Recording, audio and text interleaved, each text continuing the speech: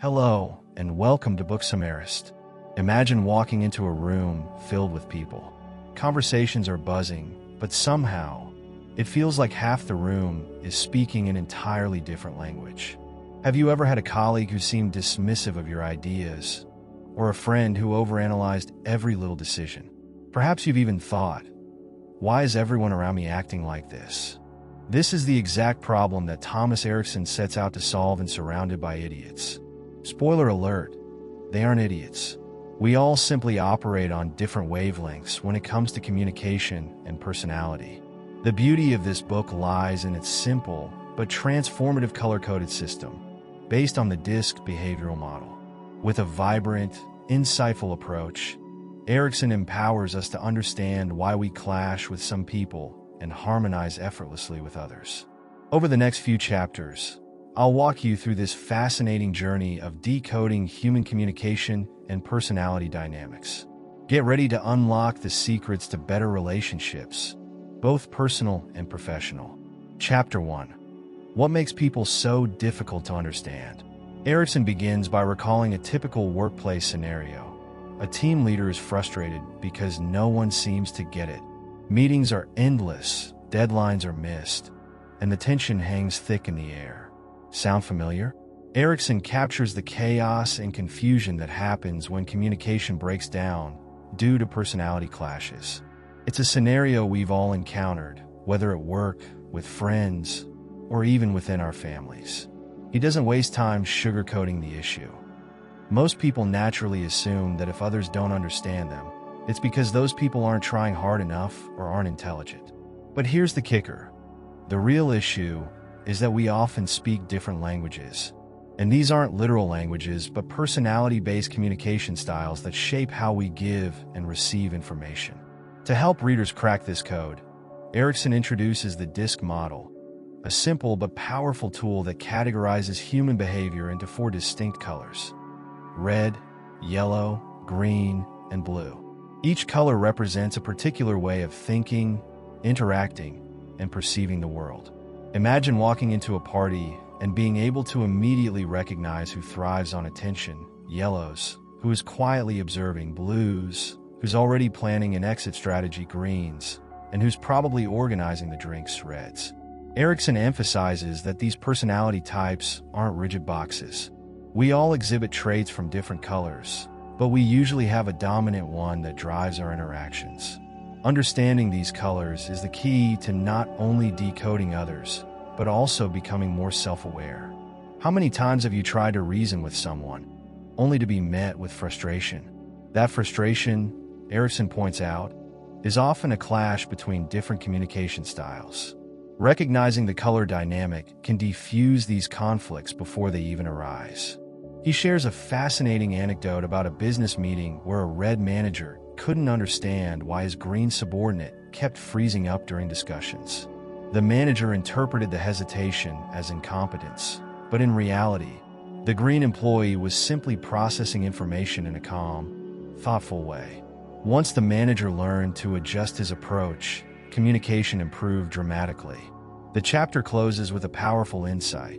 We can't change others, but we can change how we communicate with them. Understanding these color-coded personalities is like finding a map when you've been lost in a maze. It's a game changer for anyone looking to improve their relationships and interactions. Chapter 2. Meet the Reds, bold, decisive, and always in control. Reds are the powerhouses of the personality spectrum. Picture a confident SO striding into a room, commanding attention without saying a word. That's the essence of a red personality. They are driven by results, crave control, and thrive on challenges. If there's a problem to be solved, Reds are already on it, no need to ask twice. Erikson paints a vivid picture of how Reds operate in the workplace. They are natural leaders who excel under pressure, but their no-nonsense approach can sometimes rub others the wrong way. Reds don't have time for lengthy discussions or emotional detours. Get to the point, make a decision, and move on. That's their motto. While their confidence and decisiveness make them invaluable in high-stakes situations, Reds have a blind spot: empathy. They often struggle to recognize the emotional needs of those around them. Erikson humorously recalls a red manager who once asked his team to work through the weekend without considering their family commitments. The backlash was swift, but it was a classic example of how Reds can unintentionally alienate others when they focus solely on outcomes. Erikson doesn't just highlight the challenges, he offers solutions. One of the key takeaways is that Reds need to consciously practice listening without interrupting. It sounds simple, but for a Red, staying quiet during a meeting can feel like climbing a mountain. However, when Reds learn to channel their natural leadership skills while being mindful of others' perspectives, they become unstoppable forces for positive change. He also shares a heartwarming story of a Red entrepreneur who transformed his business by learning to trust his team's input. Instead of micromanaging every detail, he empowered them to make decisions. The result? Increased productivity and a happier, more motivated workforce. Erikson leaves readers with a crucial insight. Reds are at their best when they balance their drive for results with genuine consideration for others. It's a reminder that leadership isn't just about being in charge. It's about inspiring and uplifting those around you. Chapter 3. Meet the Yellows, energetic, social, and full of ideas. Yellows are the life of the party, the people who can walk into a room and immediately light it up with their energy and charisma. Erikson describes them as natural storytellers who thrive on social interaction and creative pursuits. They're the ones who always have a new idea, an exciting plan, or a wild story to share. If you've ever been captivated by someone who seems to radiate positivity, chances are you've met a Yellow. Erikson paints a vivid picture of how Yellows operate both personally and professionally. In the workplace, they're often the innovators and motivators, bringing enthusiasm to every project. However, their boundless energy can sometimes come across as chaotic or even reckless. Yellows can jump from idea to idea without finishing what they started, frustrating more detail-oriented colleagues like the Blues. A memorable story Erikson shares involves a Yellow marketing executive who had a brilliant idea for a product launch. His enthusiasm was infectious, and the entire team rallied behind him. But as the launch date approached, it became clear that many logistical details had been overlooked. Fortunately, a Blue colleague stepped in to organize the chaos and save the day. This anecdote highlights a key lesson. Yellows thrive when paired with more structured personality types who can help bring their big ideas to life. One of the challenges Yellows face is their tendency to avoid conflict and negative emotions. They want everyone to be happy and often gloss over issues that need to be addressed. Erikson emphasizes the importance of helping Yellows learn to listen actively and engage in difficult conversations without immediately trying to fix the mood. He also explores how Yellow's social nature makes them excellent communicators, but it can backfire if they dominate conversations without giving others a chance to speak. Erikson advises that Yellows should practice asking questions and genuinely listening to the responses. This simple shift can transform their relationships and make them even more effective communicators. By the end of this chapter, readers come away with a deep understanding of Yellow's strengths and challenges. Erikson reminds us that Yellows are the spark that keeps teams and relationships vibrant. When they learn to channel their energy and listen more attentively, they become invaluable assets in any environment. Chapter 4. Meet the Greens, calm, loyal, and conflict-averse. Greens are the steady, dependable personalities that everyone relies on.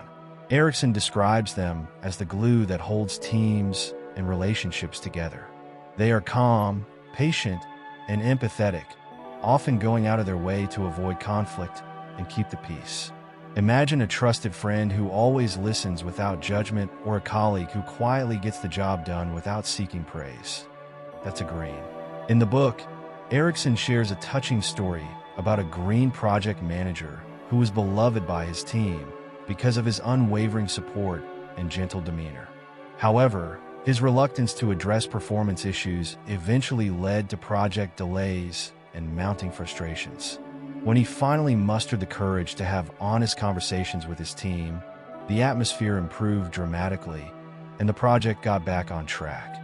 This story underscores one of the Greens' biggest challenges: their aversion to conflict. Greens will often go to great lengths to avoid confrontations, even when it's necessary to address problems.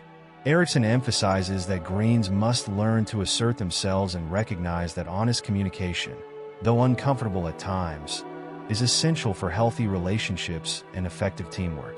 Another characteristic of Greens is their loyalty. Once they form a bond, they are fiercely committed to maintaining it. This makes them invaluable friends and colleagues, but it can also lead to burnout if they prioritize others' needs over their own. Erikson encourages Greens to set boundaries and practice self-care, reminding them that it's okay to say no. Erikson also highlights the Greens' incredible listening skills.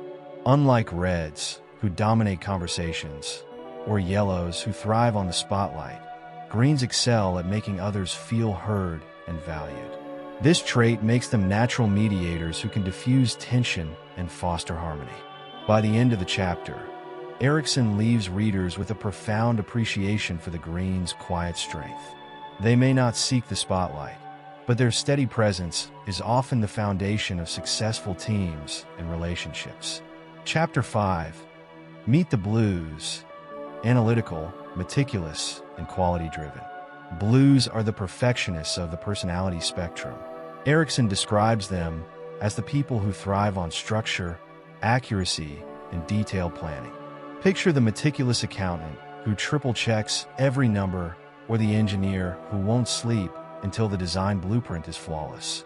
Blues are driven by a desire to get things right, and they take immense pride in their work. Erikson vividly illustrates a Blues approach to problem-solving through a story about a software developer who meticulously debugged a program over several nights.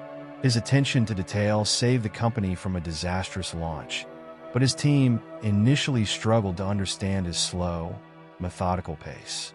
For Blues, perfection takes time, and Erikson stresses that this isn't a flaw, it's a vital strength. However, this strength can sometimes become a double-edged sword. Blues have a tendency to overanalyze and get stuck in decision-making paralysis. They often fear making mistakes and would rather delay a project than risk an error. Erikson points out that this cautious mindset can frustrate more impulsive personality types like Reds and Yellows, who prefer quick action and immediate results. Blues are also naturally skeptical. They rely on facts, data, and logic, often questioning ideas that don't have solid evidence to back them up. This trait makes them invaluable in professions that require precision and accountability. However, Erikson warns that Blues need to be mindful of how their skepticism comes across to others.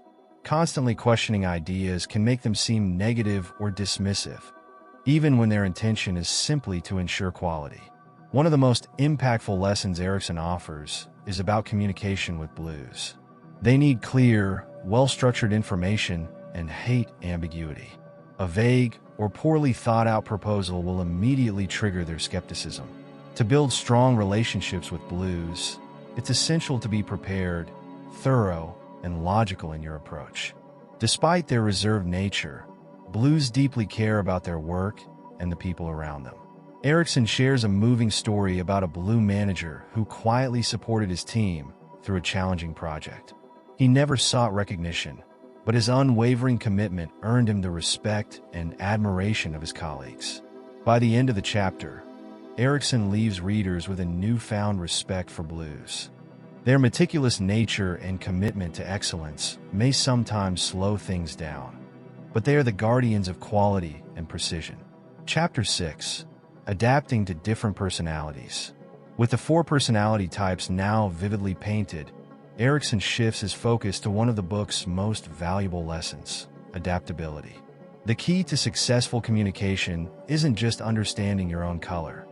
It's about learning to connect with people who operate differently. Erikson explains that most conflicts arise because people expect others to communicate and behave just like them. Reds may get frustrated with Blues' need for detail, while Yellows may view Greens as too passive. These clashes are inevitable unless we make a conscious effort to adapt our approach. To illustrate this point, Erikson shares a compelling story about a sales team that was on the brink of collapse due to personality conflicts. The Reds were pushing for aggressive sales targets. The Yellows wanted more creative freedom. The Greens were focused on maintaining customer relationships, and the Blues were bogged down by compliance concerns. It wasn't until the team attended a personality workshop and learned to appreciate each other's strengths that they started working harmoniously. Erikson offers practical advice on how to tailor your communication to each personality type. With Reds, be direct and concise. They appreciate efficiency and clear results. For Yellows, inject enthusiasm and creativity into your conversations. Build rapport and keep the mood positive. Greens need patience and reassurance. They respond best to calm, supportive communication. And Blues require structure and detailed information. Always be prepared and logical when speaking with them. The most powerful takeaway from this chapter is that adaptability is a skill anyone can develop. It's about meeting people where they are, rather than expecting them to come to you. This simple shift can transform not only professional relationships but also personal ones. Erikson reminds readers that understanding and adapting to different personality types isn't about manipulation. It's about respect. When we honor each other's unique strengths, we create environments where everyone can thrive. Chapter 7: Personality Types and Leadership. Erikson takes a deep dive into how understanding personality types can transform leadership. He emphasizes that the most effective leaders are those who adapt their style to meet the diverse needs of their team members. Rather than adopting a one-size-fits-all approach, great leaders learn to speak the language of each color personality. Reds, for example, thrive in leadership positions because of their natural decisiveness and ability to command respect. However, their directness can alienate more sensitive team members if not tempered with empathy. Erikson shares the story of a Red CEO who turned around a failing company by setting clear, aggressive goals. Initially, his approach caused friction, but when he learned to appreciate the calming influence of Greens and the meticulous input of Blues, the company's culture transformed and success followed. Yellows, with their boundless energy and charisma, often bring inspiration to leadership roles. They excel at motivating others and rallying teams around a vision. However, Erikson warns that Yellows can struggle with follow-through and may overlook important details. A Yellow leader can shine when paired with a Blue or Green who provides structure and stability. Greens, though often reluctant to step into leadership roles, can be incredibly effective leaders when they do.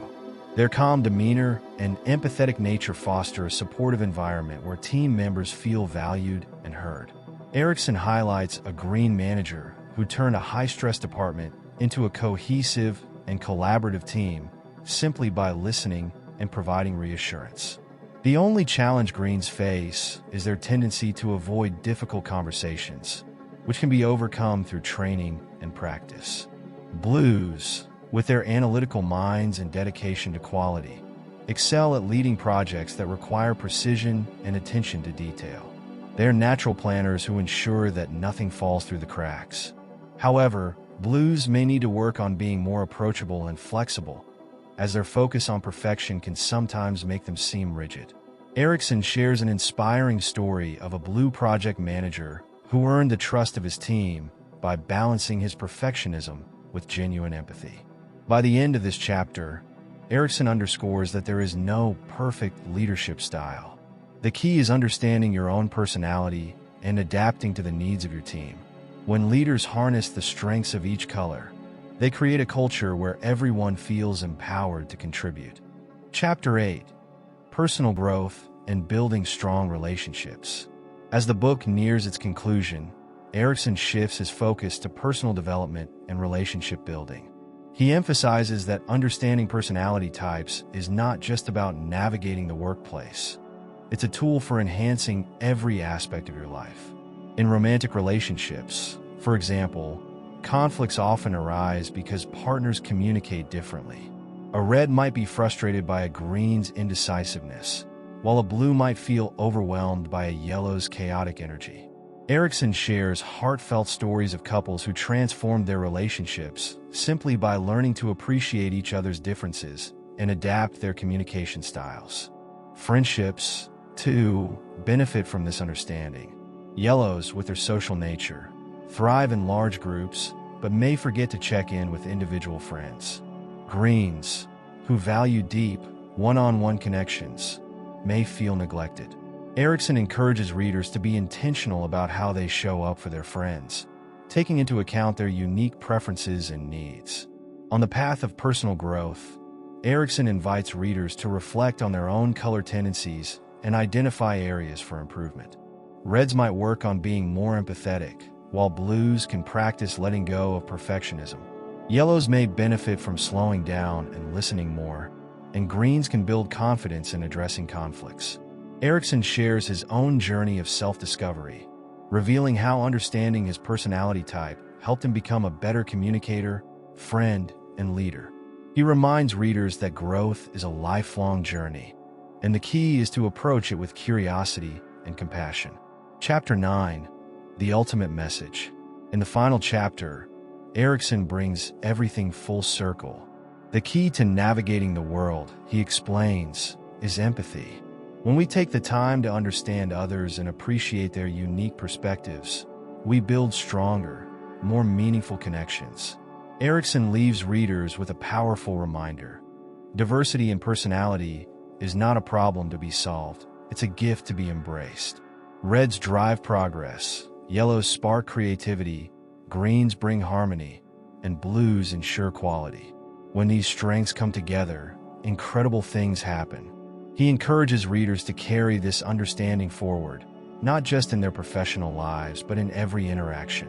Whether it's a conversation with a colleague, a heart-to-heart with a friend, or a quiet moment of self-reflection, the lessons of the book have the power to transform how we see ourselves and each other. Thank you for joining me on this journey through Surrounded by Idiots by Thomas Erikson. If you're interested in understanding how trauma impacts the body and mind, don't miss our next video on The Body Keeps the Score by Bessel van der Kolk. See you there.